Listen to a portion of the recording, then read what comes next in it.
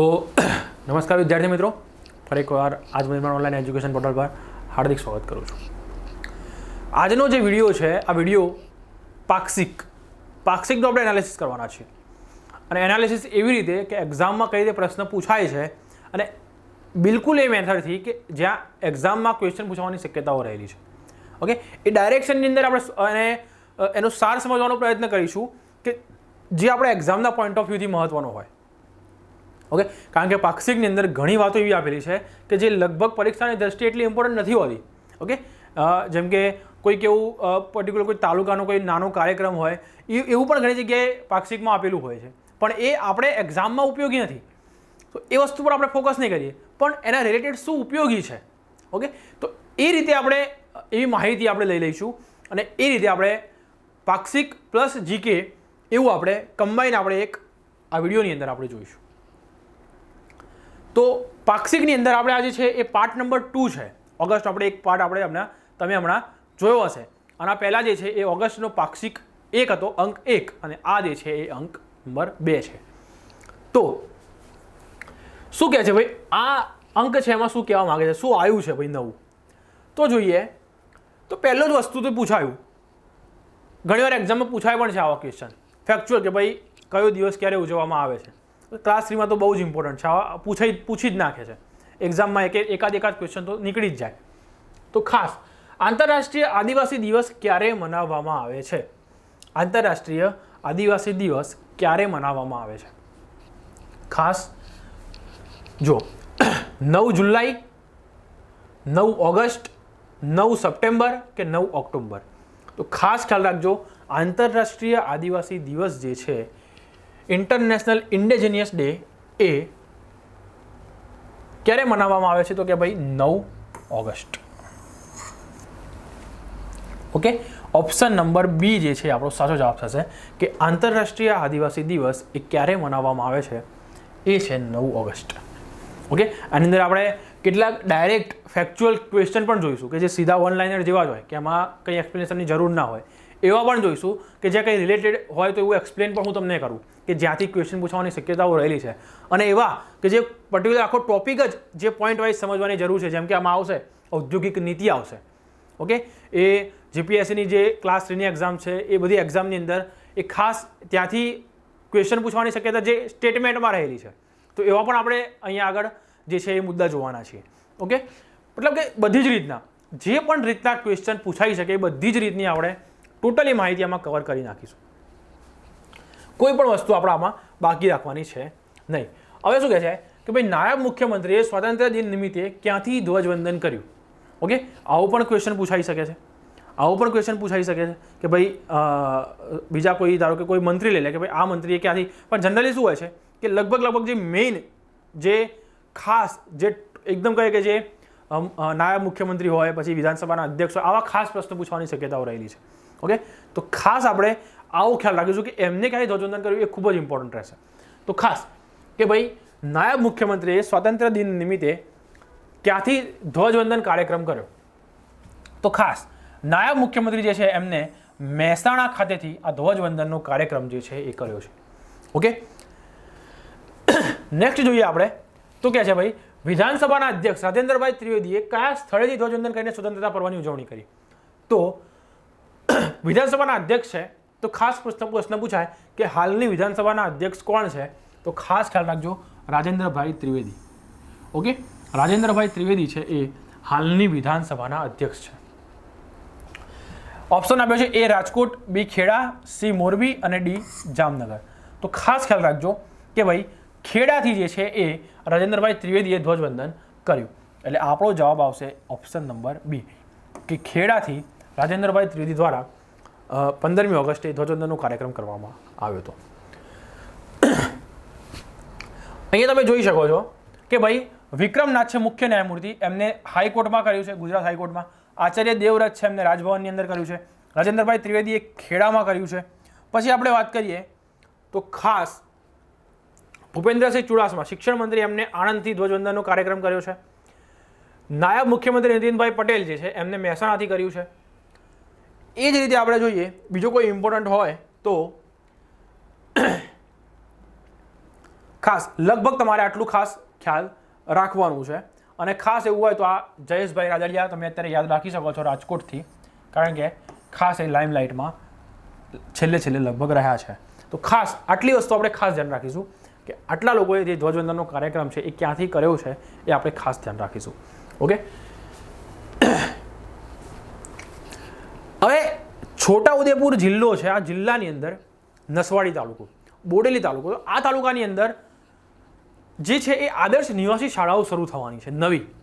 તો ત્યાંથી હતો એટલે લગભગ આવું ના પૂછાય કે આદર્શ નિવાસી શાળા ક્યાં શરૂ થઈ, પણ એવું પૂછાય કે ભાઈ નસવાડી તાલુકો કયા જિલ્લામાં આવેલો છે, આવો ક્વેશ્ચન પૂછી નાખે. આના જ રિલેટેડ હતો પોશીનામાં પણ એક આવી મોડલ રેસિડેન્સી સ્કૂલ શરૂ થવાની છે, તો પૂછી નાખે ભાઈ પોશીના તાલુકો કયા જિલ્લામાં આવેલો છે, આવા ક્વેશ્ચન પૂછી નાખે. તો મેં એ રીતે ક્વેશ્ચન બનાવવાનો પ્રયત્ન કર્યો છે કે જે એક્ઝામમાં પૂછાઈ શકે.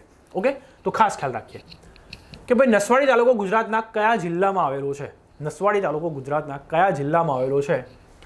આ પણ પ્રશ્ન આઈ થિંક નસવાડી તાલુકો હાઈકોર્ટમાં કે એમાં કોઈમાં પ્રશ્ન પૂછાયેલો છે, આ તાલુકો નસવાડી તાલુકો જ પ્રશ્ન પૂછાયો હતો.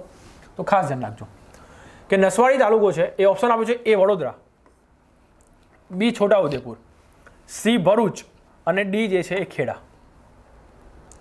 ખાસ ખ્યાલ રાખીશું નસવાડી તાલુકો જે છે એ આ તમારા છોટાઉદેપુર જિલ્લાની અંદર આ તાલુકો આવેલો છે, અને છોટાઉદેપુર જિલ્લો જે છે એ વડોદરામાંથી બનાવવામાં આવ્યો છે. વડોદરામાંથી આ જિલ્લાને અલગ કરવામાં આવ્યો છે છોટાઉદેપુર. એટલે કન્ફ્યુઝન થતા વડોદરા ના લખી નાખતા, આ વડોદરા અહીંયા નહીં આવે પણ આપણો જવાબ શું આવશે છોટાઉદેપુર. ઓકે, બોડેલી પણ જે છે એ છોટાઉદેપુરમાં જ આવેલું છે. નેક્સ્ટ ક્વેશ્ચન તમને પૂછાય કે પોશીના તાલુકો ગુજરાતના કયા જિલ્લામાં આવેલો છે. તો પોશીના તાલુકો જે છે એ સાબરકાંઠા જિલ્લામાં આવેલો છે. Option number C. એની અંદર તમને બનાસકાંઠા આપ્યું છે, બીની અંદર તમને મહેસાણા આપ્યું છે, સીની અંદર તમને સાબરકાંઠા આપ્યું છે અને ડીની અંદર જે છે તમને અરવલ્લી આપ્યું છે. તો સાબરકાંઠા જે ખાસ બનાસકાંઠા કે જેમાં 14 તાલુકા, ગુજરાતના સૌથી વધુ તાલુકા ધરાવતો જિલ્લો કયો, તો કે ભાઈ બનાસકાંઠા. ઓકે, અંબાજી શક્તિપીઠ કયા જિલ્લામાં આવ્યું છે, તો કે ભાઈ બનાસકાંઠા. તો ખાસ કે બટાકાની નગરી તરીકે ઓળખાય છે તો કે ડીસા. ઓકે, ફૂલોનો બગીચો પાલનપુર. તો ખાસ બનાસકાંઠા રિલેટેડ આપણે થોડીક માહિતી જોઈએ. મહેસાણામાં વાત કરીએ આપણે તો ખાસ કે ભાઈ ઊંઝાનું જે જીરા બજાર છે, જીરા માર્કેટ, કે જ્યાં ખાસ કે જીરું ક્યાંનું ફેમસ છે. ઓકે, જીરું જે છે એ કયા જિલ્લાનું જીરું જે છે એ ખૂબ વખણાય છે, લગભગ દુનિયાના ખૂણે ખૂણે જે છે ત્યાંથી એક્સપોર્ટ થાય છે, તો મહેસાણા. ઓકે, અને સાબરકાંઠાની વાત કરીએ તો સાબરકાંઠામાં તો તમને ખબર છે કે ભાઈ સાબરકાંઠાની અંદર ખાસ તમે પોશીના જુઓ, વિજયનગર જુઓ, તાલુકો ખેડબ્રહ્મા આવ્યું છે, પોશીના, વિજયનગર, વડાલી, ઈડર, હિંમતનગર, પ્રાંતિજ. ઓકે, આ બધું જે છે એ સાબરકાંઠામાં આવ્યું છે. અરવલ્લીની વાત કરીએ તો અરવલ્લી જે ખાસ આ બધા તાલુકા મિત્રો એવા છે ને કે જે બનાસકાંઠા છે, સાબરકાંઠા છે, અરવલ્લી છે કે જે ટ્રાઇબલ તાલુકા છે, જે રાજસ્થાનની બોર્ડર પર છેક જે 14 જિલ્લા છે એ જિલ્લા જે રાજસ્થાનની બોર્ડરમાં છે એમાંના જિલ્લા જે છે આ બધા છે. ઓકે, એટલે ટ્રાઇબલ રિલેટેડ જિલ્લાઓ છે બધા. અરવલ્લી પણ જેનું વડું મથક કયું છે, મોડાસા. ખાસ આટલી વસ્તુ આપણે ખ્યાલ રાખીશું.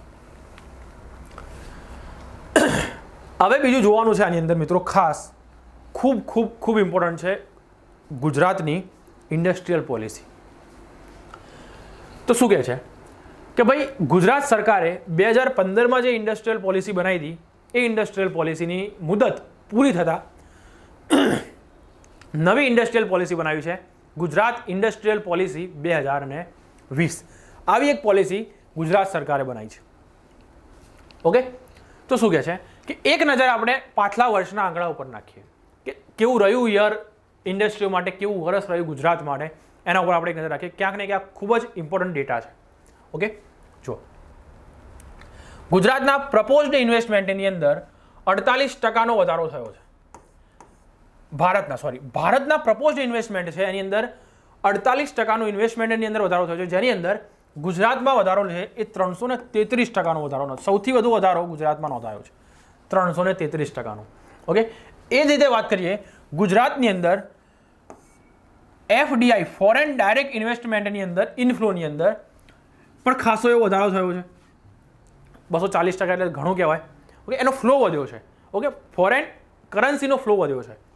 બીજી વાત કરીએ એફડીઆઈ, ફોરેન ડાયરેક્ટ ઇન્વેસ્ટમેન્ટ. એનએસઓના આંકડા પ્રમાણે વાત કરીએ તો સૌથી ઓછો બેરોજગારી દર હવે ભાઈ પાક્ષિકમાં આપેલું છે, એટલે આપણે ભણવું પડે. ઓકે, આપણે એક વખત યાદ રાખવું પડે. કેટલા ટકા છે કદાચ પૂછી નાખે, વાસ્તવમાં શું છે શું નહીં તો આપણને ખબર જ છે, પણ આપ્યું છે તો આપણે ભણવું પડશે. એ ડેટા સરકારી આંકડાની આપણને ખબર હોય છે કે સરકારી આંકડા કેવા હોય છે, બરાબર. માની લેવાનું છે તો માની લેવાનું, પરીક્ષા માટે માની લેવાનું. ઓકે, તો કે ભાઈ 3.4% જે છે એ ગુજરાતમાં બેરોજગારી દર સૌથી ઓછો નોંધાયો છે. 2014-15 પછી એમએસએમઈ સેક્ટરમાં 60% વધારો થયો છે. એમએસએમઈ સેક્ટરમાં 60% વધારો થયો છે. અને ખાસ દેશના કુલ ઔદ્યોગિક ઉત્પાદન, દેશનું જે કુલ ઔદ્યોગિક ઉત્પાદન છે, આ ઉત્પાદનમાં ગુજરાત 17% જેટલા ફાળા સાથે પ્રથમ ક્રમે છે. ઓકે, 17% એટલે લગભગ 5મા ભાગનું ઉત્પાદન તો ખાલી ગુજરાત કરે છે. ઓકે, કારણ કે તમને ખબર છે ગુજરાતની અંદર, રાજકોટની અંદર જે છે એ ડીઝલ એન્જિનની વાત કરીએ, એના જે એન્જિન બનવાનો ઉદ્યોગ છે એ. પછી આપણે વાત કરીએ તો અમદાવાદનો જે વટવાનો એરિયા છે ત્યાં આગળ સ્ટીલ ઇન્ડસ્ટ્રીઓ બહુ છે. વડોદરામાં સ્ટીલ ઇન્ડસ્ટ્રીઓ છે. અમદાવાદની અંદર ખાસ ફાર્માસ્યુટિકલ ઉદ્યોગ એટલો વિકાસ પામ્યો છે. તો ખાસ આ બધા આવા જે ઔદ્યોગિક વિકાસને કારણે જે છે એ ગુજરાતનો ફાળો ઔદ્યોગિક ક્ષેત્રે 17% જેટલો નોંધાયો છે. ઓકે, ખાસ આપણે ખ્યાલ રાખીશું. પછી શું કહે છે કે સ્ટેટ સ્ટાર્ટઅપ રેન્કિંગ જે છે, સ્ટેટ સ્ટાર્ટઅપ રેન્કિંગ એની અંદર ગુજરાત જે છે એ બેસ્ટ પરફોર્મર રાજ્ય તરીકે એની પસંદગી પામ્યું છે. ભાઈ બેસ્ટ પરફોર્મર કયું રાજ્ય રહ્યું તમને આપેલું હોય કે ભાઈ સ્ટાર્ટઅપ રેન્કિંગના અંદર ગુજરાતને ગુજરાતનું કયા સ્તરમાં મૂકવામાં આવ્યું છે. તમને આપ્યું હોય કે તમને એવું આપ્યું હોય કે બેસ્ટ પરફોર્મર આપ્યું હોય, એચિવિંગ સ્ટેટ આપ્યું હોય, ઓકે, બેસ્ટ એચિવર આપ્યું હોય. તો આવા બધા અલગ અલગ તમને ઓપ્શન આપેલા હોય તો ખાસ યાદ રાખજો, બેસ્ટ પરફોર્મરની કેટેગરીમાં જે છે એ ગુજરાતને મૂકવામાં આવ્યું છે. પછી શું કહે છે કે લોજિસ્ટિક પરફોર્મર ઇન્ડેક્સ અને લીડ્સ, લોજિસ્ટિક પરફોર્મર ઇન્ડેક્સ અને લીડ્સ ઇન્ડેક્સમાં પણ જે છે એ પ્રથમ ક્રમ હાંસલ કર્યો છે. મતલબ કે અહીંયા જે છે એ લોજિસ્ટિક પરફોર્મર ઇન્ડેક્સ અને લીડ્સ ઇન્ડેક્સનો મતલબ શું છે? તો ગુજરાત જે છે એ લોજિસ્ટિક એટલે કે જે પણ માલનું પરિવહન કરવાનું છે, જે પણ માલનું આવાગમન જે થાય છે એ ક્ષેત્રની અંદર ગુજરાતનો નંબર જે છે એ પ્રથમ નંબર છે. ઓકે, તો ખાસ આ વસ્તુ યાદ રાખીશું કે લોજિસ્ટિક પરફોર્મર ઇન્ડેક્સમાં પણ ગુજરાતનો પ્રથમ નંબર છે. પછી 2019-20ની અંદર પાછલા વર્ષના જીડીપી કરતાં લગભગ 13%ની વૃદ્ધિ, લગભગ 13%ની વૃદ્ધિ જીડીપીમાં નોંધાઈ છે. અને ગુજરાતની જીડીપી તમને પૂછે તો ગુજરાતની જીડીપી કેટલી છે? 7.7%. ઓકે, 7.7% જેટલી ગુજરાતની જે છે એ જીડીપી છે. ઓકે, તો ખાસ આપણે આટલી વસ્તુ યાદ રાખીશું કે જે ડેટા પરીક્ષાની દ્રષ્ટિએ ખૂબ મહત્વનો થઈ જાય છે. એ જ રીતે નવી નીતિમાં શું ફેરફાર થયો, નવી નીતિમાં સરકારે શું ચાલુ રાખ્યું છે, શેમાં બદલાવ કર્યો છે, એના ઉપર આપણે એક નજર નાખીએ. તો પહેલાં કેટલાક કીવર્ડ્સને સમજીએ કે થ્રસ્ટ સેક્ટર. થ્રસ્ટ સેક્ટર એટલે શું કે જેમને થ્રસ્ટ આપવાની જરૂર પડે એમની જોડે થ્રસ્ટમાં પણ 2 સેગમેન્ટ પાડવામાં આવે છે. થ્રસ્ટ એટલે શું કે જે ઇન્ડસ્ટ્રીઓ ચાલે છે, એમનો વિકાસ થાય એવું છે, પણ ખાલી એમને ધક્કો આપવાની જરૂર છે, એવા સેક્ટરને એ થ્રસ્ટ સેક્ટરમાં મૂકવામાં આવે છે. તો થ્રસ્ટ સેક્ટર શું કહે છે? તો થ્રસ્ટ સેક્ટરની અંદર ખાસ આ કોર સેક્ટર અને સનરાઇઝ સેક્ટરને સમજીએ પહેલાં. તો કોર સેક્ટર શું છે કે જેમની જોડે ઓલરેડી એમની જોડે સારો એવો બેઝ તૈયાર છે. કોર સેક્ટરની અંદર જે ઇન્ડસ્ટ્રી એવી છે કે જે આપણે ડીઝલ એન્જિનની વાત કરીએ, અમુક સ્ટીલ ઇન્ડસ્ટ્રીની વાત, તો સારો એવો બેઝ એમની જોડે ફાઉન્ડેશન તૈયાર છે. એવા જે ઉદ્યોગો છે એમને કોર સેક્ટરમાં મૂકવામાં આવે છે. અને જેમની અંદર ટેકનોલોજીકલ થોડાક સાયન્સ ટેકનોલોજીનો ઉપયોગ કરીને થોડોક એમને ડેવલપમેન્ટ હજી વધારી શકાય એવા, જેમને રાઇઝ કરી શકાય એવા જે ઉદ્યોગો છે એમને સનરાઇઝ સેક્ટરની અંદર મૂકવામાં આવ્યા છે. ઓકે, તો ખાસ આપણે અહીંયા યાદ રાખીશું કે કોર સેક્ટર અને સનરાઇઝ સેક્ટર. હવે શું કહે છે કે કેપિટલ સબસિડી. તો પહેલાં શું હતું કે જે SGST હતો, અમુક જે ઉદ્યોગો હોય એમાં સરકાર SGSTમાં એમને રાહત આપતી હતી. તો હવે સરકારે શું કર્યું છે કે ભાઈ એ રાહત એમને અત્યારે બંધ કરી છે. એવું ગુજરાત પહેલું રાજ્ય છે કે જેમને આ રાહત બંધ કરી છે. અને એની જગ્યાએ ડાયરેક્ટ સરકાર શું કહે છે તો કે ભાઈ એમનું જે કેપિટલ ઇન્વેસ્ટમેન્ટ હોય, ફિક્સ્ડ કેપિટલ ઇન્વેસ્ટમેન્ટ FCI, એ કેપિટલ ઇન્વેસ્ટમેન્ટ ઉપર સરકાર મેક્સિમમ 12% દર સુધી રાહત આપશે. ઓકે, મેક્સિમમ 8%, 10%, 12% એવા અલગ અલગ છે, પણ ખાસ આપણે યાદ રાખીશું કે મેક્સિમમ 12% સુધીની રાહત એ સરકાર, ગુજરાત સરકાર આવા ઉદ્યોગોને આપવાની છે. આગળ વાત કરીએ MSMEની વાત કરીએ તો MSMEsની કેપિટલ સબસિડીમાં એમને શું મર્યાદા રાખવામાં આવી છે? તો FCI ઉપર ફિક્સ્ડ કેપિટલ ઇન્વેસ્ટમેન્ટ ઉપર 25% સુધીની સબસિડી આપવાની છે. FCI ઉપર 25% સુધીની સબસિડી, અને કેટલી મર્યાદામાં? તો કે ભાઈ 35 લાખની મર્યાદામાં, 35 લાખ રૂપિયાની મર્યાદામાં સરકાર એ એમને MSMEને સબસિડી આપવાની છે. ઓકે, જો આની કિંમત એ 10 કરોડ રૂપિયા અથવા તો એનાથી વધુ હોય તો એમાં 10 લાખની વધારાની સબસિડી મળશે. 10 કરોડથી વધુ હોય છે તો એમાં 10 લાખની વધારાની સબસિડી મળવાની છે. ઇન્ટરેસ્ટ સબસિડી શું કહે છે કે તમે કદાચ લોન લો છો તો એમાં ઇન્ટરેસ્ટ સબસિડી કેવી હશે? તો 7 વર્ષ સુધી વાર્ષિક વ્યાજ દરના 7%, વાર્ષિક વ્યાજ દરના 7% અને મેક્સિમમ 35 લાખ સુધીની મર્યાદામાં સરકાર સબસિડી આપશે. ઓકે, વાર્ષિક વ્યાજ દરના 7%. તો એ 35 લાખ સુધીની મર્યાદાની અંદર સરકાર આમાં સબસિડી આપશે. હવે જો મેન્યુફેક્ચરિંગ સેક્ટરની અંદર કોઈ આદિજાતિનો કોઈ વ્યક્તિ હોય કે જે ઇન્વેસ્ટ કરતો હોય, જનજાતિનો હોય, મહિલા હોય, અપંગ હોય, તો એવા એમને ખાસ 1%ની વધુ સબસિડી એમાં મળશે. ઓકે, 1%ની સબસિડી આમાં વધારાની સબસિડી એમને આપવાની જોગવાઈ સરકારે કરી છે. સેવા ક્ષેત્રના MSME માટે શું છે એ આપણે જોઈએ. તો સેવા ક્ષેત્ર માટે સરકારે શું નિયમો ઘડ્યા છે? તો MSMEsને પણ ખાસ સેવા કક્ષાના MSMEને પણ 7% સુધી વાર્ષિક સબસિડી આપવાની સરકારે જોગવાઈ કરી છે.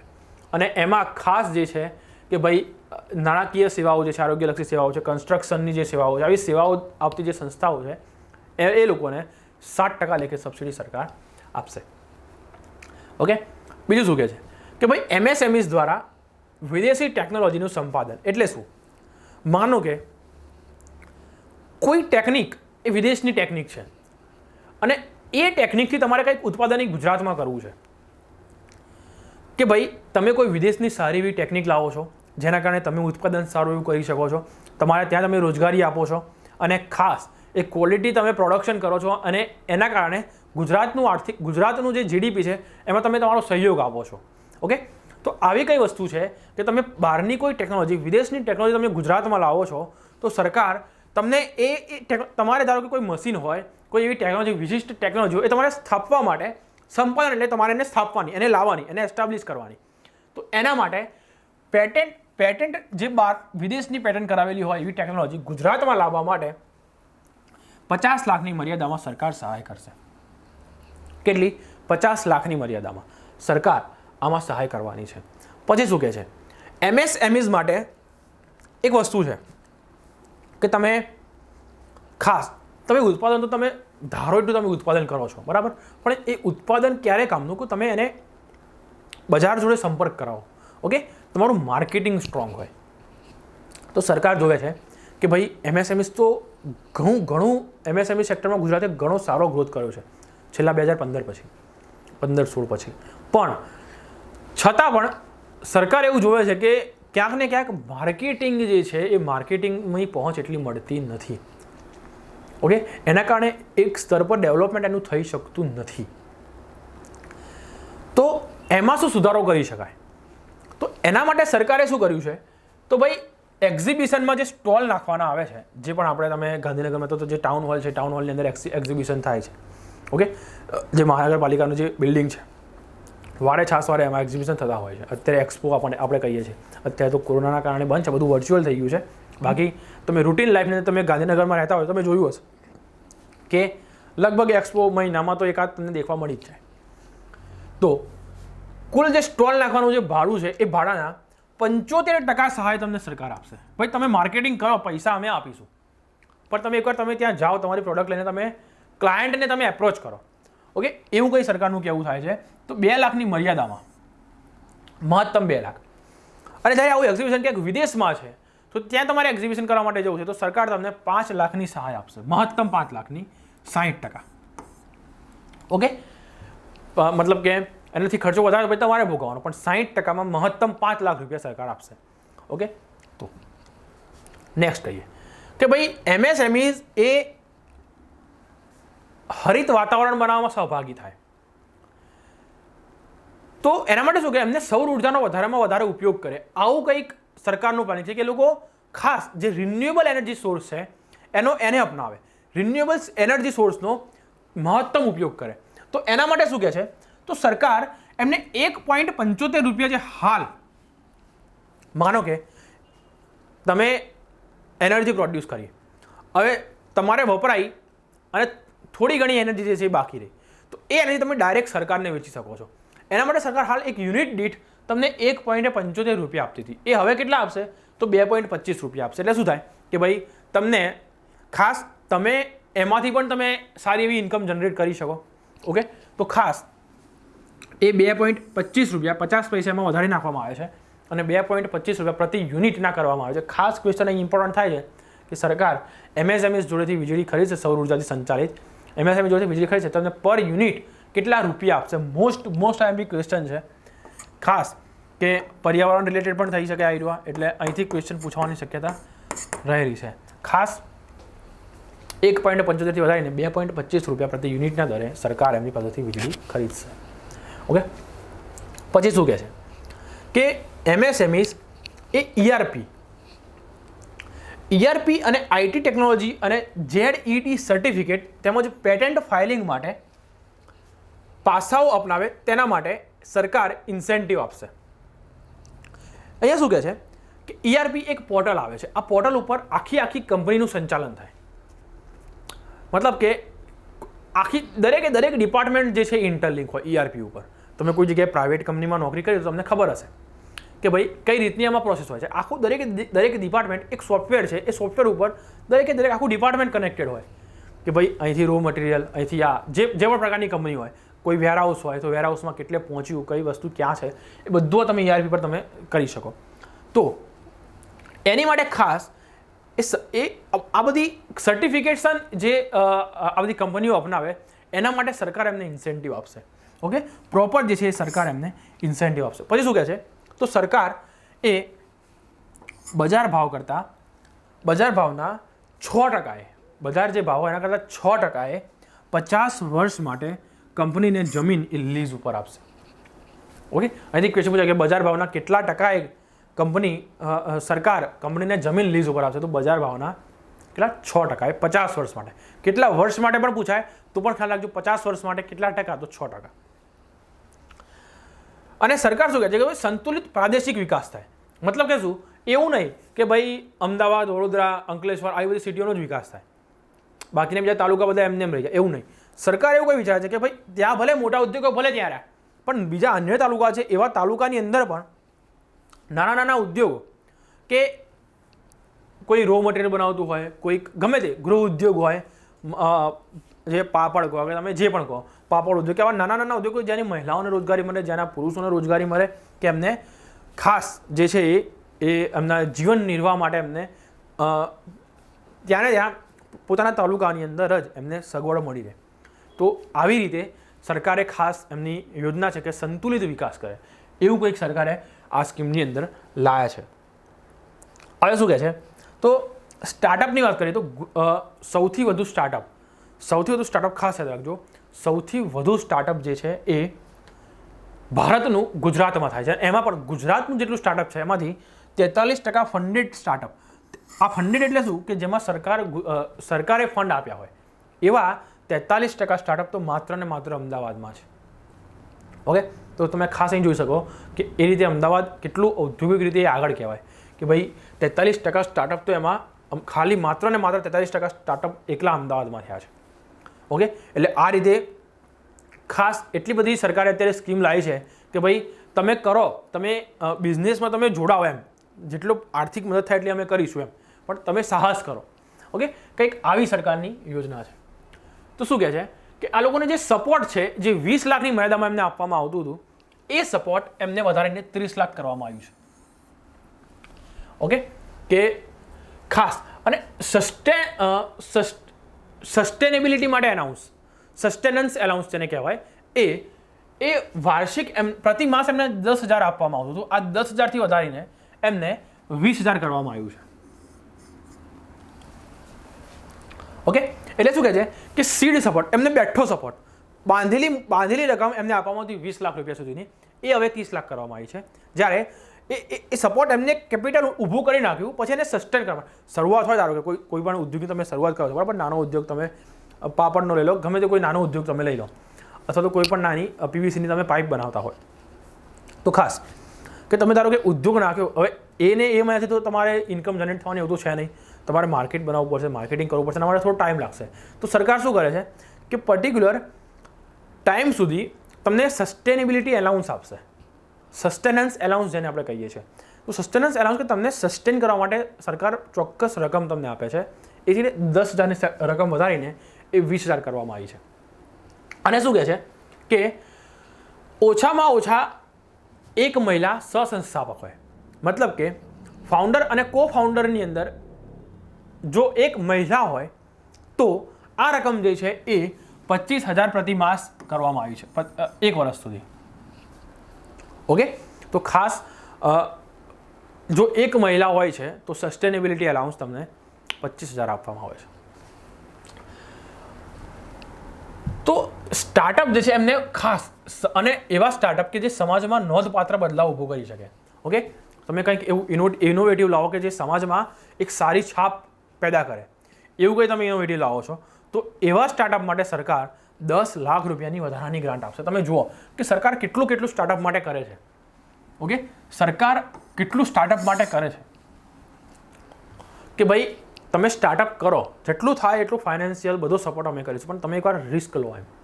ઓકે, તો ખાસ તમારે શું છે કે સરકાર એવું કહે છે કે ભાઈ તમે ખાલી હેન્ડલિંગ કરો, આર્થિક સપોર્ટ અમે કરીશું.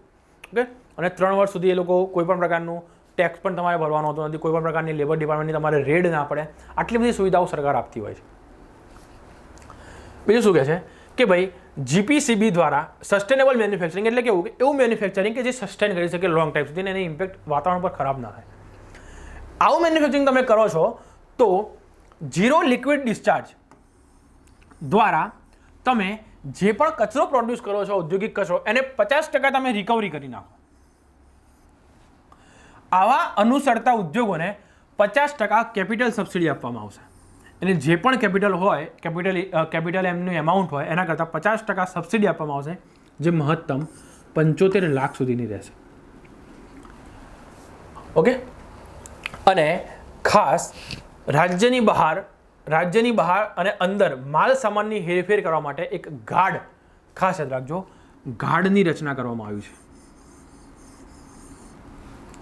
ઓકે, ખાસ અને ખાસ જે છે એ ઇન્વેસ્ટમેન્ટ ફેસિલિટેશન પોર્ટલ, કે તમને ઇન્વેસ્ટમેન્ટ તમારે કરવું હોય તો બધું તમને એક જગ્યાએથી મળી રહે. ઓકે, જે પણ તમારે ખાસ જે પણ અમુક અરજી તમારે કરવાની હોય, અમુક તમારે પરમિશન લેવાની હોય, તો આવી જે પરમિશન છે એ તમને ખાસ પર્ટિક્યુલર કોઈ એક સ્થાનેથી જ મળી રહે. આવી કંઈક સરકારની જોગવાઈ છે કે તમારે દરેક પરમિશન માટે તમારે અલગ અલગ રખડવું પડે નહીં. તમને કોઈ પર્ટિક્યુલર એક જગ્યાએથી જ તમને જે પણ પરમિશન જોઈતી હોય એ પરમિશન તમને ત્યાંથી મળી શકે. એટલે આવી કંઈક જોગવાઈ જે છે એ અહીં ગુજરાત સરકારની જે સ્ટાર્ટઅપ માટેની છે, જે ઔદ્યોગિક નીતિ માટેની છે, એવી કંઈ જોગવાઈ અહીંયા કરવામાં આવી છે. નેક્સ્ટ આપણે મુદ્દો જોઈએ તો બીજો મુદ્દો જે છે એ મુખ્યમંત્રી કિસાન સહાય યોજના. જે પણ ખરીફ પાકમાં જે નુકસાન થાય છે, ખરીફ પાક 2020 માટેની યોજના છે, ખરીફ પાક 2020 માટેની યોજના છે કે જેના માટે કોઈ પણ પ્રકારનું પ્રીમિયમ તમારે ભરવાનું હોતું નથી. વગર પ્રીમિયમે લગભગ બધા જ ખેડૂતોને આ લાભ આપવામાં આવે છે. એમાં કોઈ પણ પ્રકારનું પ્રીમિયમ તમારે ભરવાનું હોતું નથી. ઓકે, ખાસ શું થાય છે તો જે અનાવૃષ્ટિ છે, દુષ્કાળ છે, અથવા તો અતિવૃષ્ટિ થાય છે, કમોસમી વરસાદ છે, તો આવી બધી જે આફતો છે એની અંદર તમને 50% જોખમો આવરી લેવા, કે જે જોખમો થાય છે આ બધા જોખમોને એમાં જે તમારું આર્થિક જે તમારે ઉઠાવવું પડે, આર્થિક જે તમારે એની અંદર જે તમારે નુકસાન થાય છે એ નુકસાન એ સરકાર આમાંથી ભરપાઈ કરવાનો પ્રયત્ન કરશે. ઓકે, ખાસ બીજું શું કહે છે તો ખરીફ ઋતુમાં ખાસ મિત્રોમાં ધ્યાન રાખવાનું છે કે ખરીફ ઋતુમાં થયેલ પાકની નુકસાનની ટકાવારી જો 33 થી 60% હોય તો 20,000 રૂપિયાની સહાય. Most IMP.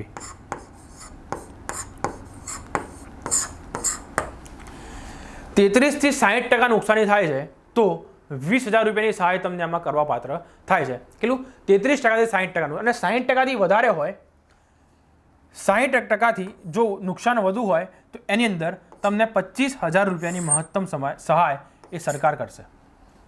ઓકે, જો 33% થી 60% સુધી હોય તો 20,000 રૂપિયાની સહાય. 60%થી વધુ જો નુકસાન થાય છે તો એની અંદર 25,000ની સહાય એ મહત્તમ સહાય એ જે છે એ ગુજરાત સરકાર એ 25,000ની મહત્તમ સહાય આમાં કરશે. અહીં ક્વેશ્ચન પૂછ્યું છે આપણને કે ભાઈ મુખ્યમંત્રી કિસાન સહાય યોજના અન્વયે 60%થી વધુ નુકસાન થયું હોય, 60%થી વધુ નુકસાન જો મુખ્યમંત્રી વધુ નુકસાન જો આ માવઠાની રીતે થયું હોય તો ખાસ આ માવઠામાં ખાસ કઈ રીતનું જે છે એ આમાં જોગવાઈ કરેલી હોય છે. તો ક્યાંક પર્ટિક્યુલર માનો કે 4 અઠવાડિયા સુધી વરસાદ પડ્યો, પછી 4 અઠવાડિયા સુધી ગેપ પડી ગઈ,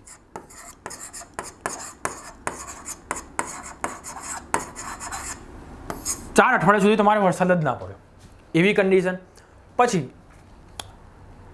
સતત તમારે જે છે એ ઓફ સિઝનની અંદર કે જ્યારે વરસાદની સિઝન નથી એવી સિઝનની અંદર જો 48 કલાકથી વધુ એમાં જે વરસાદ પડે છે, ઓકે, જે 48 કલાકથી વધુ જો તમારે વરસાદ પડે છે, કેટલો?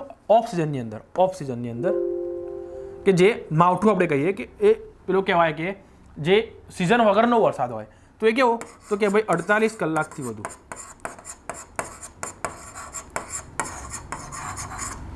જો વરસાદ પડે છે અને અથવા તો અચાનક કોઈ માવઠું પડી જાય છે અને તમારો પાક ખરાબ થઈ જાય છે. ઓકે, તો એવા સંજોગોની અંદર આ જે યોજના છે એ યોજના મળવાપાત્ર થતી હોય છે. તો ખાસ શું કહે છે કે મુખ્યમંત્રી કિસાન સહાય યોજના અન્વયે 60%થી વધુ નુકસાનના કિસ્સામાં સરકાર કેટલું વળતર ચૂકવશે? તો ખાસ ખ્યાલ રાખજો, 20,000 રૂપિયા પ્રતિ એકર, 20,000 રૂપિયા પ્રતિ હેક્ટર, 25,000 રૂપિયા પ્રતિ હેક્ટર કે 25,000 રૂપિયા પ્રતિ એકર. તો ખાસ યાદ રાખજો 25,000 રૂપિયા એ પ્રતિ હેક્ટર છે, પ્રતિ એકર નહીં. ઓકે, ઉતાવળમાં તમે એકર કરીને આવો તો પ્રશ્નનો જવાબ તમારો ખોટો પડશે.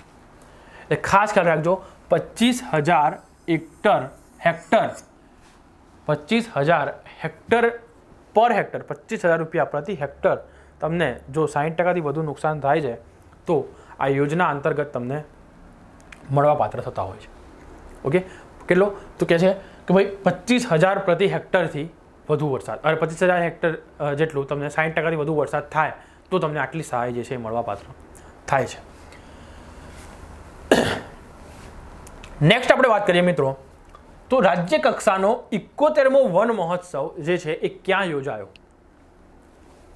રાજ્ય કક્ષાનો 71મો વન મહોત્સવ જે છે એ કઈ જગ્યાએ યોજાયો? તો કે ભાઈ રાજકોટની અંદર આ 71મો વન મહોત્સવ જે છે, તમને ઓપ્શન આપે છે Bhavnagar, option B Navsari, option C Gandhinagar અને ઓપ્શન ડી રાજકોટ.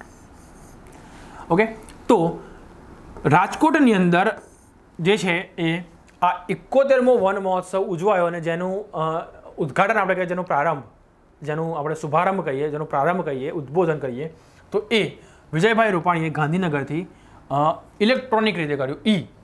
પેલા આજવાળે કહીએ ને આપણે કે ઉદ્ઘાટન, એ રીતે એમને ગાંધીનગરથી એનું ઉદ્ઘાટન કર્યું, જે રાજકોટ ખાતે એનું જેનું નામ આપવામાં આવ્યું છે રામવન, કે જે હાલ અયોધ્યાનો જે કેસ ચાલતો હતો અને એ વખતે જે એની સ્મૃતિમાં કે જે યાદ રહી જાય એના ઉપરથી રાજકોટની અંદર રામવન જે છે એ તૈયાર કરવામાં આવ્યું છે, એનું નામ આપવામાં રામવન આવ્યું છે, સાંસ્કૃતિક વન આપણે કહીએ છીએ. તો થોડુંક બેકગ્રાઉન્ડ જોઈએ તો સાંસ્કૃતિક વન તો ખાસ તો બે શરૂઆત 1950માં આવો આઈડિયા કોણે આપ્યો? કનૈયાલાલ મુનશીએ કે ભાઈ આપણે વનોત્સવ જેવું ઉજવીએ. પછી શું કહે છે કે ખાસ કે ભાઈ 2004ની સાલથી જે છે આ સાંસ્કૃતિક વન મહોત્સવ સાંસ્કૃતિક વનનો કાર્યક્રમ કે સાંસ્કૃતિક વનની શરૂઆત સાંસ્કૃતિક વન બનાવવાની શરૂઆત જે છે સાંસ્કૃતિક વન બનાવવાની શરૂઆત એ તમારી 2004થી થઈ છે. વન મહોત્સવ કે તો 1950, પણ સાંસ્કૃતિક વન કે તો 2004. ખાસ ખ્યાલ રાખજો. આ વર્ષે રાજ્ય કક્ષાનો સાંસ્કૃતિક વન મહોત્સવ કાર્યક્રમ એ રાજકોટ ખાતે ઉજવાયો, જેની વિજયભાઈ રૂપાણીએ વિડીયો કોન્ફરન્સ તેનો શુભારંભ કરાયો અને જેને નામ જે છે એ 20મું સાંસ્કૃતિક વન છે એનું નામ રામ વન આપવામાં આવ્યું છે. ઓકે, 20મું સાંસ્કૃતિક વનનું નામ શું આપવામાં આવ્યું છે? તો કે ભાઈ રામ વન. ખાસ ખ્યાલ રાખીશું. હવે આપણે આટલા બધા સાંસ્કૃતિક વન જોયા, તો દરેક સાંસ્કૃતિક વન ક્લાસ 3ની એક્ઝામ માટે ખૂબ જ અગત્યના છે. તો બધા સાંસ્કૃતિક વન આપણે જોઈશું કે કયું સાંસ્કૃતિક વન ક્યાં આવેલું છે, કે એક્ઝામની અંદર કદાચ કોઈ પૂછાઈ જાય છે તો આપણને કોઈ પણ પ્રકારની તકલીફ એમાં પડે નહીં. ખાસ ખ્યાલ રાખો. સાંસ્કૃતિક વનના ઇતિહાસ ઉપર એક નજર, આવું મેં ટાઇટલ આપ્યું છે. કારણ કે જ્યારે પણ એક્ઝામ હોય છે, એક્ઝામની અંદર ક્લાસ 3ની એક્ઝામની પર્ટિક્યુલર આપણે વાત કરીએ તો ક્યાંક ને ક્યાંક સ્ટેટિક પ્રશ્નો, ફેક્ચ્યુઅલ પ્રશ્નો પૂછાઈ જાય છે કે ભાઈ ફલાણું વન ક્યાં આવ્યું છે. ઓકે, દરેક વન આપણે જોઈશું. એમાં ખાસ તમે સાલ યાદ નહીં રાખો તો ચાલશે, પણ ખાસ શું યાદ રાખવાનું છે કે વનનું નામ, અને એ વનનું નામ પૂછાય છે તો એ ક્યાં આવ્યું છે, અને એની કોઈ વિશેષતા હોય તો વિશેષતા યાદ રાખવાની છે. ચલો, વન મહોત્સવનું આયોજન 1950થી જે છે એ કનૈયાલાલ મુનશી દ્વારા એનું આયોજન શરૂઆત કરવામાં આવી હતી. શરૂઆત કરનાર કનૈયાલાલ મુનશી. ગુજરાતમાં વન મહોત્સવનું આયોજન જે છે એ 2004થી કરવામાં આવ્યું છે. ગુજરાતમાં શરૂ કરનાર કોણ? તો 2004માં નરેન્દ્રભાઈ મોદી. આવું કંઈક આપણે કહીએ. અને લગભગ સામાન્ય રીતે જુલાઈ મહિનાના પ્રથમ અઠવાડિયામાં થતું હોય છે. ઓકે, જુલાઈ મહિનાના પ્રથમ અઠવાડિયામાં વન મહોત્સવ જનરલી ઉજવાય છે. હવે બધા આપણે વન જોઈએ, દરેક વન ઉપર આપણે એક નજર કરીએ તો પુનિત વન, શરૂઆતમાં પહેલું જ વન બન્યું પુનિત વન, એ 55મો વન મહોત્સવ હતો અને એ 2004ની અંદર પહેલું વન મહોત્સવ ગાંધીનગર સેક્ટર 18 ખાતે આ ઉદ્ઘાટન જે છે એ બન્યું. આનું ઉદ્ઘાટન એ વખતે સરકારે કર્યું. શરૂઆત કોણે કરી આ વખતે? નરેન્દ્રભાઈ મોદી.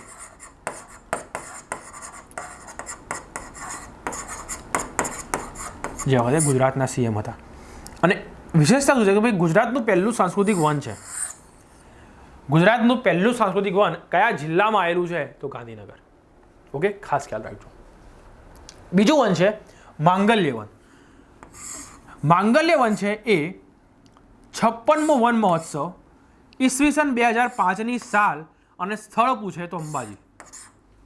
ઓકે, અંબાજીમાં થઈને આપણે મંગળ થઈ જઈએ એવી રીતે તમે યાદ રાખી શકો કે અંબાજીમાં માંગલ્ય વન.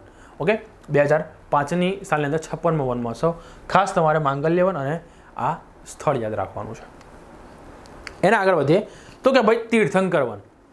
તીર્થંકર વન યાદ રાખો તો તમે તીર્થંકર ઉપરથી તમને ક્યાં ખબર છે કે જૈન તીર્થ આવેલું છે. ઓકે, તો એના પર તમે યાદ રાખી શકો કે તારંગા ટેમ્પલ, કે જ્યાં આગળ પ્રસિદ્ધ જૈન તીર્થ આવેલું છે, તો એના પર તમે તીર્થંકર વન તીર્થંકર તારંગા, આવું તમે યાદ આસાનીથી રાખી શકો છો. ઓકે, એક્ઝામની અંદર ખૂબ જ ઇમ્પોર્ટન્ટ છે, ખાસ અહીંથી ક્વેશ્ચન પૂછાય છે. નેક્સ્ટ આપણે વાત કરીએ તો તીર્થંકર વન આપણે જોયું. હરિહર વન. હરિહર વનની સ્થાપના તો ખાસ કે અહીંયા આપણે સોમનાથ ખાતે આ હરિહર વનની સ્થાપના, જે સૌરાષ્ટ્રનું પ્રથમ સાંસ્કૃતિક વન છે. ઓકે, હવે ગુજરાતનું પ્રથમ સાંસ્કૃતિક વન તો બધાને ખબર જ હોય. ગુજરાતનું પ્રથમ સાંસ્કૃતિક વન તો લગભગ 70%-80% ખબર હોય, પણ ખાસ યાદ રાખજો, જો એમ પૂછે છે કે સૌરાષ્ટ્રનું પ્રથમ સાંસ્કૃતિક વન કયું, તો હરિહર વન એ ક્યાં આવ્યું છે? સોમનાથ. ખાસ આપણને ખબર છે કે એની અંદર આપણે હરિ એ ખરેખર આપણે વિષ્ણુ ભગવાન માટે યુઝ કરીએ છીએ, અને હર એટલે મહાદેવ માટે જે છે એ આ હર વપરાય છે. તો હરિહર ઉપરથી આપણે યાદ રાખીશું કે શંભુનાથ ભોળાનાથ મહાદેવ એમનું સોમનાથ ખાતે જે છે એ આ સૌરાષ્ટ્રનું પ્રથમ સાંસ્કૃતિક વન હરિહર વન એ સોમનાથ ખાતે આવ્યું છે. ભક્તિવનની વાત કરીએ તો ભક્તિવન ખાસ યાદ રાખજો, ભક્તિવન જે છે એનું સ્થળ કયું છે તો કે ચોટીલા 2008ની સાલની અંદર એની સ્થાપના થઈ હતી. ભક્તિવનની સ્થાપના 2008ની અંદર ચોટીલા ખાતે થઈ. ઓકે, એટલે ભક્તિવન પૂછાય તો શું યાદ રાખીશું? ચોટીલા.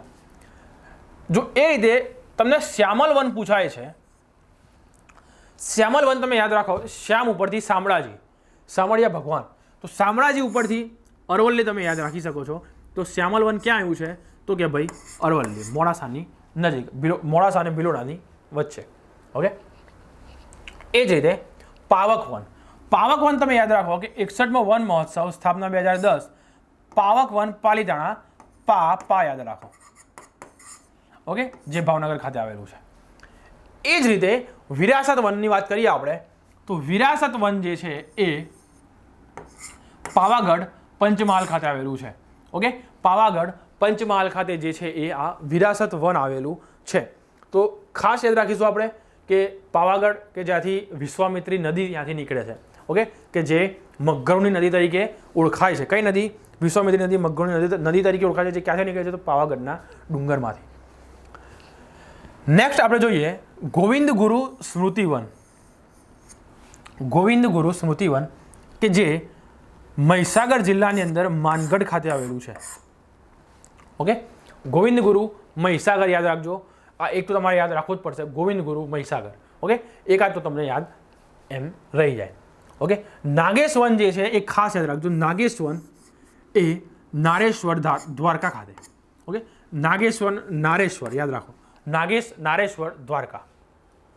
તો નાગેશ વન પૂછાય છે તો દ્વારકા ખાતે નારેશ્વરમાં. ઓકે, અને શક્તિવન પૂછાય છે, શક્તિવન તો કાગવડ રાજકોટ મુકામે આ શક્તિવન એ 65મો વન મહોત્સવ 2014ની સાલની અંદર શક્તિવન પૂછે તો ક્યાં આવ્યું? રાજકોટ. ઓકે, આપણે બધા વન જે છે એ ખાસ યાદ રાખીશું. એ જ રીતે પૂછાય છે જાનકી વન, ખાસ યાદ રાખીશું. જાનકી વન પૂછાય છે તો જાનકી વન છે એ વાંસદા નવસારી. ઓકે, વાંસદા નવસારી જાનકી વન. ક્યાં જાનકી વનનું સ્થળ પૂછાય તો ક્યાં આવ્યું? વાંસદા નવસારી. મહીસાગર વન પૂછાય છે, ખાસ યાદ રાખજો. મહીસાગર વન એ મહીસાગર જિલ્લાની અંદર નથી.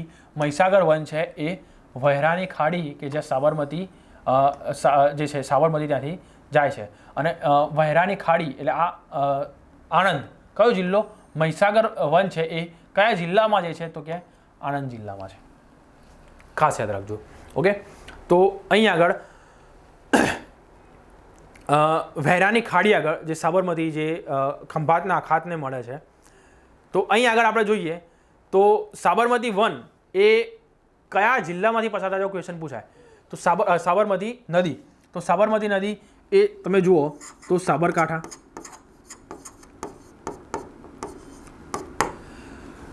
ગાંધીનગર, તમે મહેસાણા પણ લઈ શકો. મહેસાણા પરની સાઈડમાંથી પણ સાબરમતી નદી નીકળે છે. ગાંધીનગર, અમદાવાદ, ખેડા અને આણંદ આટલા જિલ્લામાંથી સાબરમતી નદી પસાર થાય છે. અહીંયા તમે મહેસાણા પણ જે છે સાબરકાંઠા, મહેસાણા, ગાંધીનગર, અમદાવાદ, ખેડા અને આણંદ આટલા જિલ્લામાંથી સાબરમતી નદી જે છે એ પસાર થાય છે. ઓકે, સાબરમતી નદી એ ગુજરાતની લંબાઈ દ્રષ્ટિએ સૌથી મોટી નદી છે. ઓકે, ગુજરાતની લંબાઈ દ્રષ્ટિએ સૌથી મોટી નદી સાબરમતી છે. પાણીના જથ્થાની દ્રષ્ટિએ સૌથી મોટી નદી છે એ કઈ છે તો કે ભાઈ નર્મદા. ઓકે, અને ખાસ કે ભાઈ નર્મદા નદી છે અને એમ પૂછાય કે નર્મદા નદી જે ગુજરાતમાં લંબાઈ છે એ નર્મદા કરતાં તાપીની વધારે છે. ઓકે, તમને ધારો કે કોઈ અપર ક્લાસ કોઈ એક્ઝામ હોય તેમાં તમને નીચે પૂછાય તો લંબાઈ દ્રષ્ટિએ તમારે ગોઠવવાની થાય તો જે છે એ તાપી નદીની લંબાઈ ગુજરાતમાં વધારે છે. તાપી નદી પછી મહી નદીની લંબાઈ વધારે છે અને એના પછી જે છે એ તમારી સાબરમતી આવશે, અરે સોરી નર્મદા આવશે.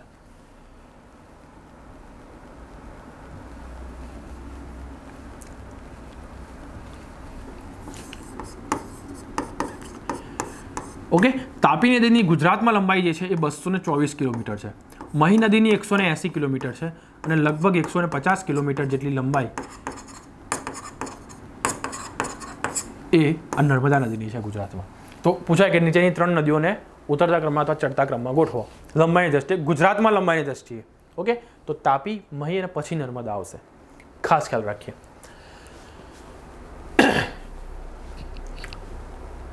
બીજો આપણો ક્વેશ્ચન અહીંયા આગળ આપણે જોઈએ, બીજા કયા વન હવે બાકી રહ્યા આપણા, ખાસ આપણે એના પર નજર નાખીએ. તો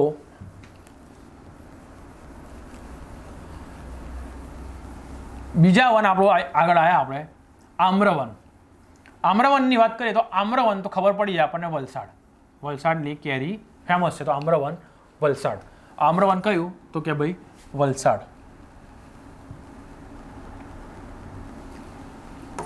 આમ્રવન વલસાડ. ઓકે, આટલું વસ્તુ ખ્યાલ રાખીશું. એકતાવન કે છે, એકતાવન બારડોલી સુરત. ઓકે, કે જ્યાંથી સરદાર પટેલ એમને સરદારનું બિરુદ જે ત્યાંની મહિલાઓએ આપ્યું. ઓકે, કે બારડોલી સત્યાગ્રહ. બારડોલી એટલે સુરત. વલ્લભભાઈ પટેલ પર તમે યાદ રાખી શકો, એમને એકતા દિવસ તરીકે ઉજવવામાં આવે છે એમની જયંતિ, એટલે 51. ઓકે, એ જ રીતે શહીદ વન કે જે ભૂમર ચોરીના યુદ્ધમાં શહીદ થયા એવા સૈનિકો માટે જામનગર ખાતે આ ભૂમર ચોરીના મેદાનની અંદર, ભૂમર ચોરીના યુદ્ધની અંદર શરૂ થયું થોડ ત્યાં આગળ જે એમનું આપણે જે મેદાન છે એ મેદાનની અંદર આ શહીદ વન જે છે બનાવવામાં આવ્યું છે. ઓકે, તો ખાસ ભૂમર ચોરીના મેદાનની અંદર આ જામનગર ખાતે એ શહીદ વન બનાવવામાં આવ્યું છે. ઓકે, ખાસ ખ્યાલ રાખીશું. વીરાંજલી વન જે છે એ પાલદડ ગાંવ ખાતે, સાબરકાંઠા, તાલુકો વિજયનગર. આ જિલ્લાની એટલી ખાસિયત છે કે લગભગ એ ટ્રાઇબલ ગામ છે અને આ ગામની અંદર પાલદડ ગાંવ જે ગામ છે એ ગામની અંદર લગભગ દરેક ઘરના 1 થી 2 સભ્યો આર્મીમાં છે. ઓકે, એ ખાસિયત છે આ ગામની. તો ખાસ વીરાંજલી વન ક્યાં આવ્યું તો કે ભાઈ સાબરકાંઠા, પાલદડ ગાંવ, વિજયનગર તાલુકો. રક્ષક વનની વાત કરીએ આપણે તો આ રક્ષક વન છે એ રુદ્રમાતા ડેમ સાઇટ કચ્છ. હવે ક્વેશ્ચન પૂછાય કે રુદ્રમાતા ડેમ કઈ નદી પર બાંધવામાં આવ્યો છે?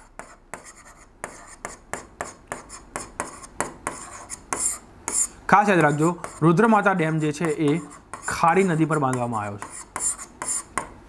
ઓકે, રુદ્રમાતા ડેમ જે છે એ કઈ નદી પર બાંધવામાં આવ્યો છે એવું ક્વેશ્ચન પૂછાય તો રુદ્રમાતા ડેમ એ ખારી નદી પર બાંધવામાં આવેલો છે. નેક્સ્ટ વાત કરીએ જડેશ્વર વન. જડેશ્વર વન જે છે એ ગઈ સાલ 70મા વન મહોત્સવ વખતે જડેશ્વર વન બનાવવામાં આવ્યું અને એ અમદાવાદ ખાતે. જડેશ્વર વન ક્યાં? અમદાવાદ ખાતે.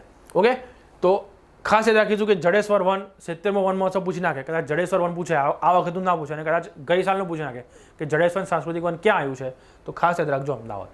ઓકે, જડેશ્વર વન જે છે એ અમદાવાદ ખાતે આવેલું છે. અને આગળનું જોઈએ છેલ્લું અત્યારે હાલ લેટેસ્ટમાં રામવન જે છે એ 71મો વન મહોત્સવ છે 2020 અને રાજકોટ ખાતે, જેનું વિડીયો કોન્ફરન્સથી ઉદ્ઘાટન જે છે વિજયભાઈ રૂપાણીએ ગાંધીનગરથી કરાવ્યું. એ ક્યાં આવેલું છે તો કે ભાઈ રાજકોટ.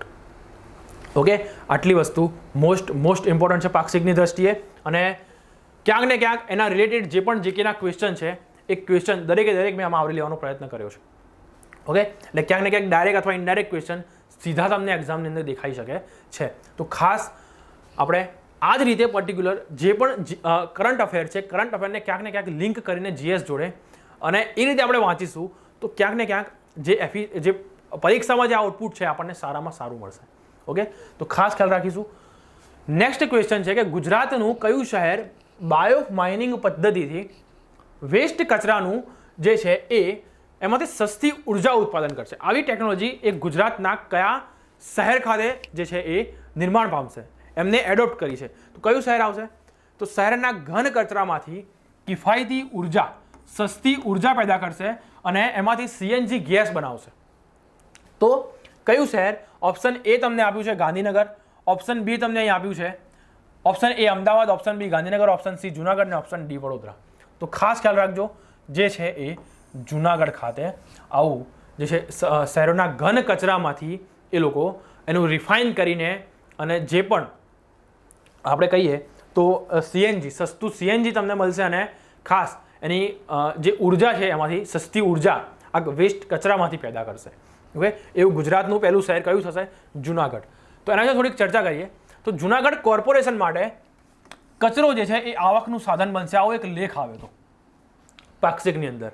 ઓકે, તો લગભગ 130 મેટ્રિક ટન જેટલો ઘન કચરો કોર્પોરેશન દ્વારા દરરોજ એકઠો કરવામાં આવે છે અને એમાંથી 55.76 મેટ્રિક ટન જેટલો બાયોડિગ્રેડેબલ કચરો છે. આ કચરામાંથી એ લોકો બાયોમિથેનસ પ્રોસેસ, આપણને ખબર છે કે સીએનજીના અંદર મુખ્ય ઘટક કયું છે?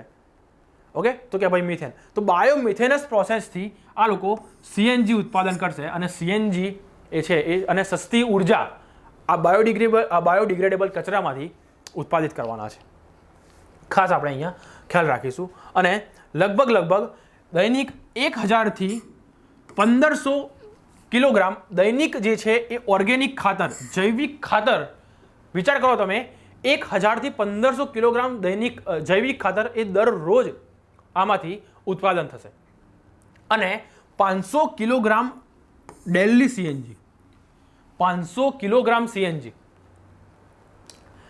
જેટલું ઉત્પાદન દૈનિક કરશે આ બાયોડિગ્રેડેબલ કચરામાંથી. ઓકે, તો આ એક ખૂબ જ સારી એવી વાત કહેવાય કે ભાઈ આટલું બધું તમે જુઓ તો સસ્તી ઉર્જા, બરાબર, સસ્તી ઉર્જાની સાથે સાથે તમને 1000 થી 1500 કિલોગ્રામ તમને જૈવિક ખાતર મળે છે અને એની સાથે સાથે તમને 500 કિલોગ્રામ સીએનજી મળે છે. ઓકે, દૈનિક. તો અને જો આ સક્સેસ જાય તો સરકાર કદાચ બીજી જગ્યાએ પણ આવું જે છે એ આવો પ્લાન્ટ નાખીને અને ખાસ કે ભાઈ ઔદ્યોગિક રીતે પણ આનો થોડોક વિકાસ થાય અને બીજી રીતે ટેકનોલોજીકલ ક્ષેત્રે પણ ગુજરાત આગળ આવે. આવું કંઈક જો અહીંયા સક્સેસ જાય છે તો સરકારનું એવું પગલું હોય છે કે સરકાર બીજા કોઈ શહેરમાં પણ આ રીતનું જે છે એ વેસ્ટ, તમને ખબર છે કે પીરાણાનો જે ઢગલો છે અમદાવાદની અંદર એમાં પણ ખૂબ જ તમે એની બાજુમાંથી જાઓ તો પણ ખૂબ જ બહુ અતિશય દુર્ગંધ આવે છે, તમને ઊભો રહેવું 2 મિનિટ ગમે નહીં. તો એ જગ્યાએ પણ આવું કંઈ પ્રોજેક્ટ ઊભો થઈ શકે.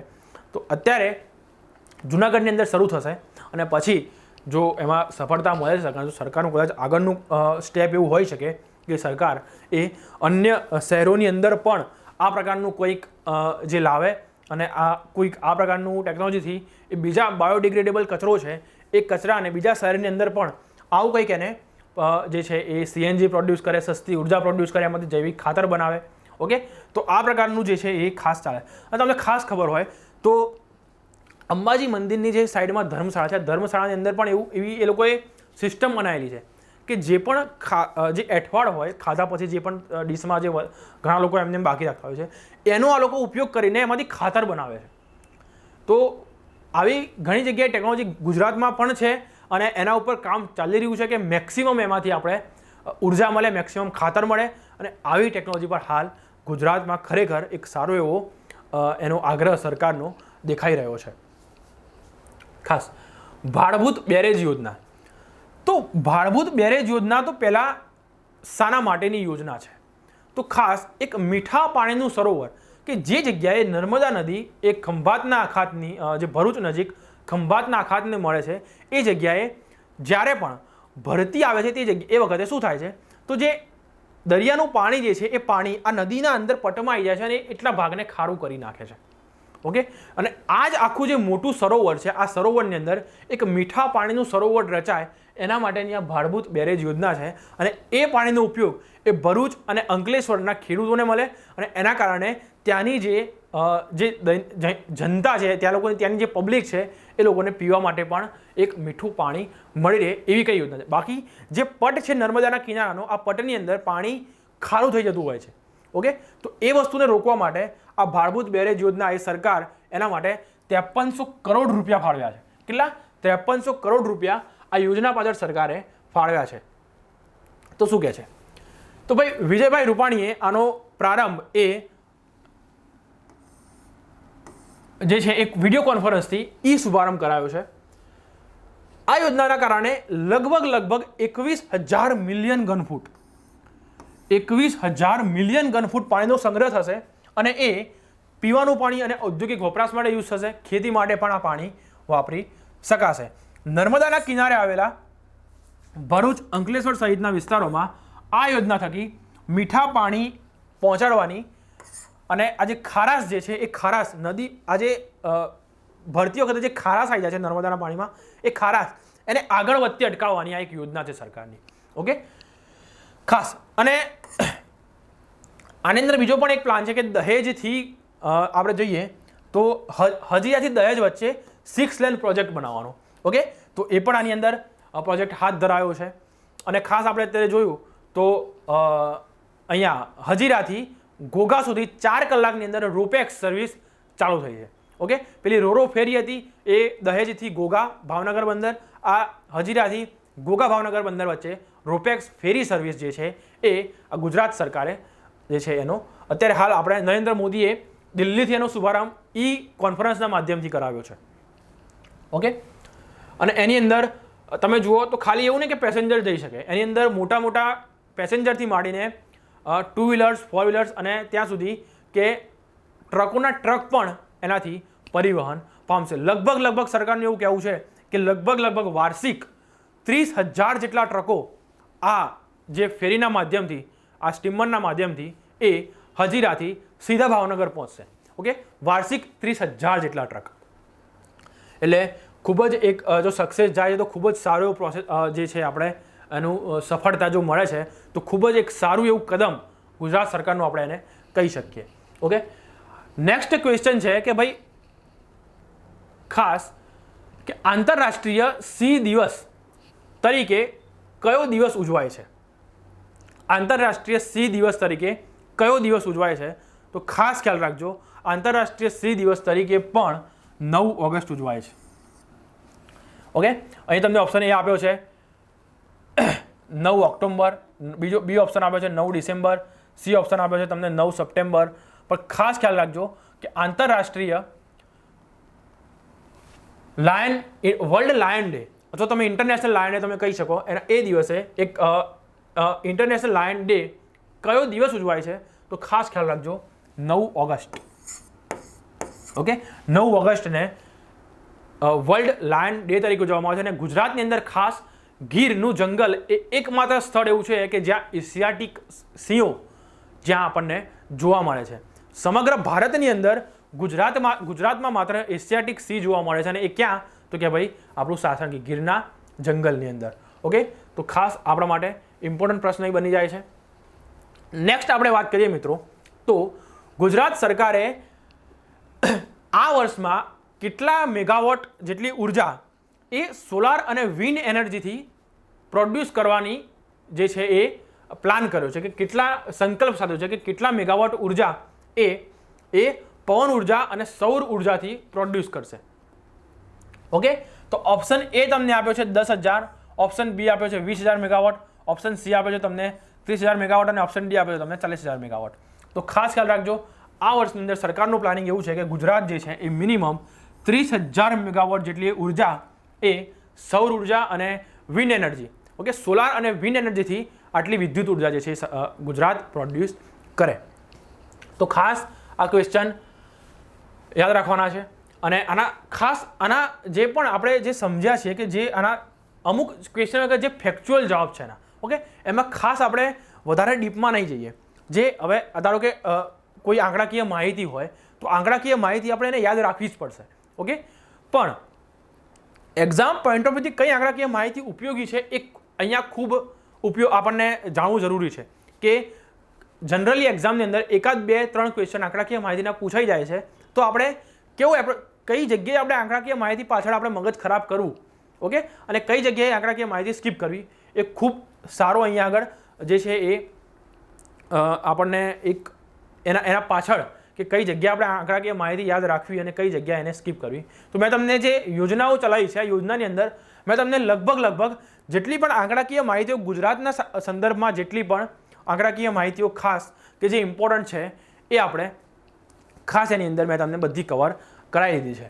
ઓકે, તો શું કહે છે કે ભાઈ સોલાર એનર્જી માટે જે રૂફટોપ યોજના છે સરકારની, આ રૂફટોપ યોજનાની અંદર લગભગ 64%, કેટલું 64% જેટલું સોલાર એનર્જી ઉત્પાદન માત્ર ને માત્ર ગુજરાતમાં, મતલબ કે 64% રૂફટોપ એ માત્ર ગુજરાતમાં છે. ઓકે, મતલબ કે જો કોઈ 100 રૂફટોપ લગાવે છે તો આ 100 રૂફટોપમાંથી 64 રૂફટોપ તો માત્ર ને માત્ર ગુજરાતમાં છે. એવું કઈ મતલબ થાય કે 64% રૂફટોપ એ ગુજરાતમાં અવેલેબલ છે. ઓકે, ભારતની અંદર જો સૌથી વધુ રૂફટોપની દ્રષ્ટિએ સૌથી પ્રથમ રાજ્ય પૂછે તો કયું? ગુજરાતને. કેટલા ટકા? તો કે 64%. ઓકે, કારણ કે જ્યારે આટલું મોટો રેન્ક, આટલી મોટી સફળતા જ્યારે ગુજરાતને મળે ત્યારે આવા પ્રશ્નો એક્ઝામમાં જે આંકડાકીય માહિતી પૂછાઈ જાય. ઓકે, 64% આવ્યો, બીજું તમને 40% આવ્યો, આવું તમે કંઈ ઓપ્શનમાં તમને ગૂંચવવાનો પ્રયત્ન કરે, પણ ખાસ યાદ રાખજો 64% સોલાર રૂફટોપ માત્ર ને માત્ર ગુજરાતમાં છે.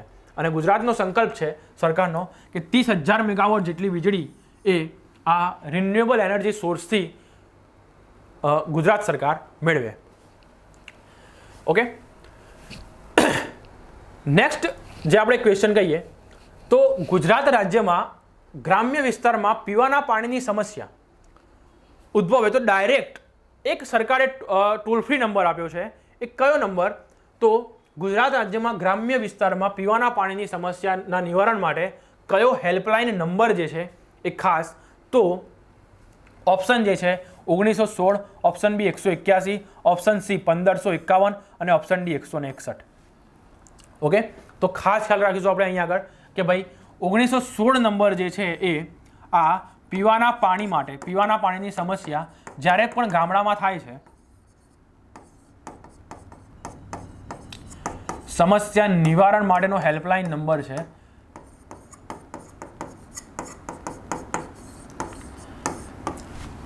$181 તો આપણને ખબર છે અભયમ, અને 1551 એ ખેડૂતોને કોઈ હેલ્પલાઇન જોઈએ તો ખેતીલક્ષી હેલ્પલાઇન માટે જે નંબર કાર્યરત છે કયો છે? 1551. તમે દૂરદર્શન જોતા તો વારે એની અંદર આ નંબર બોલતા તો તમને એમ જ મગજના અંદર છપાઈ જાય. તો આવું ક્યારેક એક્ઝામની અંદર પૂછાઈ જતું હોય છે. ઓકે, કેટલાક ફેક્ટ આપણે ધ્યાન રાખીશું, કેટલાક ફેક્ટ જોઈશું અહીંયા આગળ કે ફેક્ટ તમને ડાયરેક્ટ એક્ઝામ પોઈન્ટ ઓફ વ્યૂથી બહુ જ અગત્યના ફેક્ટ છે. એવા ફેક્ટ ઉપર આપણે એક નજર કરીએ તો ખાસ કે ભાઈ રાષ્ટ્રનું, ભારત દેશનું લગભગ 91% સોડા એસનું ઉત્પાદન એ ગુજરાતમાં થાય છે. ઓકે, આ ફેક્ટ તમારે યાદ રાખવા જ પડે, આમાં કોઈ છૂટકો છે નહીં. એટલે 91% સોડા એસનું ઉત્પાદન જે છે એ ગુજરાતમાં થાય છે.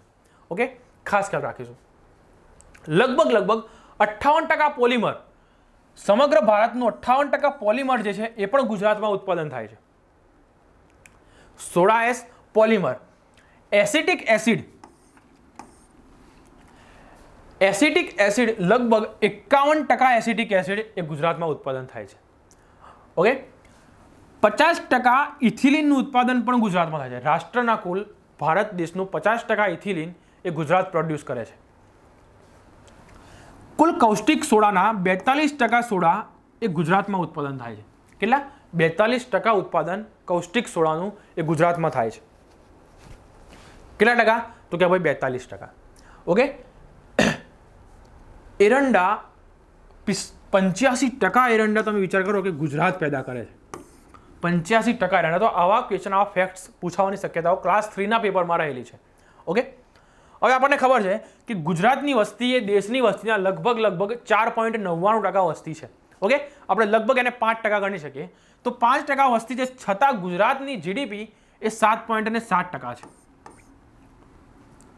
ઓકે, ગુજરાતની જીડીપી પૂછાય તો 7.7%. આપણે જોઈએ છે ફેક્ટ્સ ફટાફટની અંદર આપણે કેટલાક ફેક્ટ અત્યારે જોઈ રહ્યા છીએ. ઓકે, ગુજરાતની અંદર સ્માર્ટ સિટી મિશન અંતર્ગત ગુજરાતની 6 સિટી અમદાવાદ, સુરત, રાજકોટ, વડોદરા, અમદાવાદ, સુરત, રાજકોટ, વડોદરા, દાહોદ અને ગાંધીનગર એનો સમાવેશ એ સ્માર્ટ સિટી મિશન અંતર્ગત કરવાની ગુજરાત સરકારની યોજના છે. તો આટલા 6 શહેરોને સ્માર્ટ શહેરો તરીકે વિકસાવવાનું પ્લાન છે. ઓકે, તો અહીંયા આપણે ખાસ આજના માટે આપણે અહીં સુધી રાખીએ છીએ. અને ખાસ જો તમારા ખાસ કોઈ પણ સાથી મિત્રો હોય અને એમને તમે જો તમને આત્મનિર્માણની સંસ્થાનો તમને પ્રયાસ ગમે તો તમને એના જે પણ કોર્સ છે, વેરિયસ કોર્સ એની અંદર અવેલેબલ છે. જીપીએસસીથી માંડી, જીપીએસસી પ્રિલિમ મેન્સથી કમ્બાઇનથી માંડી એનો અલગ ઇન્ડિવિજ્યુઅલ કોર્સ છે, પછી ક્લાસ 3ના અલગ કોર્સ છે. તો આ બધા કોર્સ જે છે એ આત્મનિર્માણ એપ્લિકેશનની અંદર અવેલેબલ છે. જો તમને પ્રયાસ ગમે તો તમે એમને સજેસ્ટ કરી શકો છો. અને ખાસ આપણી જે યોજનાઓનો કોર્સ આની અંદર છે, પ્રથમ 500 વિદ્યાર્થીઓ માટે 200 રૂપિયા આપણે પ્રાઇઝ રાખેલી છે કે જે દિવાળી પછી એને પ્રાઇઝમાં વધારો થશે. તો ખાસ તમારે જો કોઈ ને તમારે સજેસ્ટ તમારા મિત્ર વર્તુળની અંદર કોઈ સાથી સહભાગી મિત્રને તો તમારે સજેસ્ટ કરવો તો તમે અત્યારે કરી શકો છો કે ભાઈ આ પ્રાઇસ જે છે એ 200 રૂપિયા પ્રાઇસ છે. ઓકે, આની અંદર લગભગ મેં બધી યોજનાઓ કવર કરી નાખી છે. બધી યોજનાઓના વિડીયો રેકોર્ડ થઈ ગયા છે. કદાચ 1-2 વિડીયો અપલોડ કરવાના બાકી હોય, બાકી રેકોર્ડ બધું થઈ ગયું છે. ઓકે, અને ખાસ અત્યારે આત્મનિર્માણે જે છે એ ટેસ્ટ સિરીઝ લોન્ચ કરી છે પીઆઈ અને એસટીઆઈ માટે. તો જો કોઈ પીઆઈ અને એસટીઆઈની તૈયારી કરતા હોય એમના માટે એક બેસ્ટ ટેસ્ટ સિરીઝ જે જાનકી મેમ જેમને યુપીએસસીનો બહોળો અનુભવ છે, મેઇન્સનો અનુભવ છે, એ મેડમ દ્વારા જે છે એ આ ટેસ્ટ સિરીઝ શરૂ કરવામાં આવી છે. અને એમાં એમને પીઆઈના 5 અને એસટીઆઈના 5 પેપર એમ કુલ 10 પેપર જે છે એ આ ટેસ્ટ સિરીઝની અંદર રહેશે. ઓકે, તો આમાં અત્યારે આપણે આટલું રાખીએ છીએ. મળીએ નેક્સ્ટ વિડીયોની અંદર કંઈક વિશિષ્ટ માહિતી સાથે, કંઈક અલગ આગળના પાક્ષિકના એનાલિસિસ સાથે. ત્યાં સુધી ટેક કેર, ગુડ બાય અને હેપી લર્નિંગ. વાંચતા રહો મિત્રો. હવે જે છે એ એકદમ કહીએ કે એક આપણે લડવાનો સમય જે છે એ હવે જ આવ્યો છે. હવે ખાસ તમારી તૈયારી જે છે એ એક યોગ્ય દિશાની અંદર ચાલુ જ રાખજો. ખાસ આ સમય જે છે એ વેડફાઈ ન જાય બીજી બધી વગર કામની પ્રવૃત્તિઓમાં. એનું ખાસ ખ્યાલ રાખો. અને તમારે જે છે એ મેં તમને જે પણ રીતે યોજનાઓના લેક્ચરની અંદર મેં તમને ઓલરેડી કીધું છે કે કઈ રીતે આપણે તૈયારી કરવી, કઈ રીતે વેલ ડિફાઇન્ડ પાથ પર ચાલવું, એ બધું તમે ખાસ ફોલો કરજો મિત્રો. અત્યારે જ ખાસ જે છે કે ભાઈ એક્ઝામ માટે જે લડવાનો સમય છે પ્રોપર અત્યારે જ છે. ઓકે, ભલે આટલું લેટ થઈ છે એક્ઝામ હવે જે હોય, પણ હવે ગમે ત્યારે આવી જાય આપણે કહી ના શકીએ. ઓકે, ગમે ત્યારે હવે એ લોકો ડિક્લેર કરી શકે છે. તો ખાસ આપણે તૈયાર રહેવાનું છે. એવો એપ્રોચ ના આવવો જોઈએ કે ભાઈ એક્ઝામ આવે પછી હું તૈયારી કરું. ઓકે, ડેટ આવે પછી હું તૈયારી કરું. ડેટ આવે પછી હંમેશા રિવિઝન થાય, તૈયારી ના થાય. ઓકે, તો જે પણ કોઈ તમને એવું કહે છે કે ભાઈ ડેટ આવે પછી તૈયારી કરી, વસ્તુ બિલકુલ સદંતર ખોટી છે. ડેટ આવ્યા પછી ક્યારેય તૈયારી નથી, ચાહે જીપીએસસીની એક્ઝામ હોય, ચાહે ક્લાસ 3ની એક્ઝામ હોય. ઓકે, ડેટ આવ્યા પછી હંમેશા રિવિઝન થાય. તો આપણે અત્યારે તૈયારી એવી કરીએ કે આપણી વખતે સારું એવું રિવિઝન આપણે શોર્ટ ટાઈમની અંદર કરી શકીએ. ઓકે, તો મળીએ કંઈક આવા જ નવા એનાલિસિસ સાથે. Till then take care, good bye, જય હિન્દ.